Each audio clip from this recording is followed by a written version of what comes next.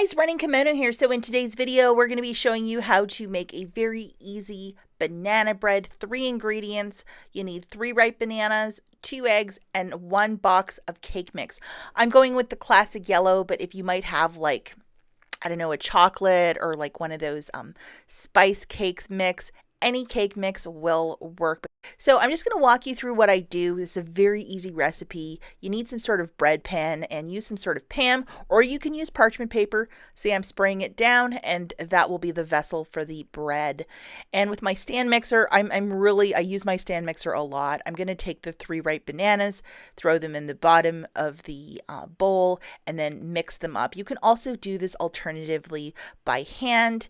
And if you want to do this recipe, if you're vegan and you want to do it eggless, I would recommend to put 5 ripe bananas in there. It will not have the rise that my loaf has, but I'm sure if you do recipes that are egg-free, you will know what to do. As you can see, I have it probably on a 6 or 7 here. I'm really trying to break down those bananas into a mash, and now I'm going to incorporate my 2 eggs.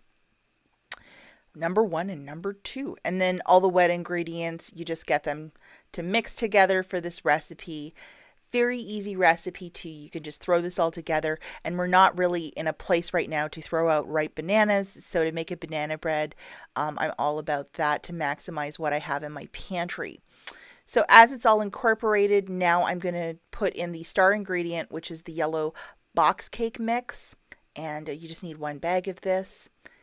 And my very professional cutting there. And you throw it in the stand mixer, and probably like 2 minutes on medium until it's all incorporated. You'll have a visual eye here. You just don't want to work this too much so it like turns into a dough or something like that. And adding an extra ingredient, which is a 1/4 cup of walnuts, just for my husband because he likes that. Alternatively, you could also add in blueberries or chocolate chips, but no more than a 1/4 cup. As you can see, I scrape the sides of my bowl and I just continue the mixing just for a couple seconds, and now I'm going to put all of this in the pan. At this time, my oven's also preheated at 350 degrees, ready for my loaf. And just very carefully, as you can see, it's a very dense sort of batter. You just carefully put it in the greased pan. Pretty self-explanatory. And I just threw in those walnuts because it's my husband's favorite. So I was like, oh, you know what? A little extra something for him. And you just try and make it look somewhat presentable and just level it out. Pretty easy to do. And then you just pop this guy in the oven. It's preheated at 350 degrees, between 40 to 50 minutes. You might have to keep an eye around the 40-minute mark to take a look at the top of the banana loaf.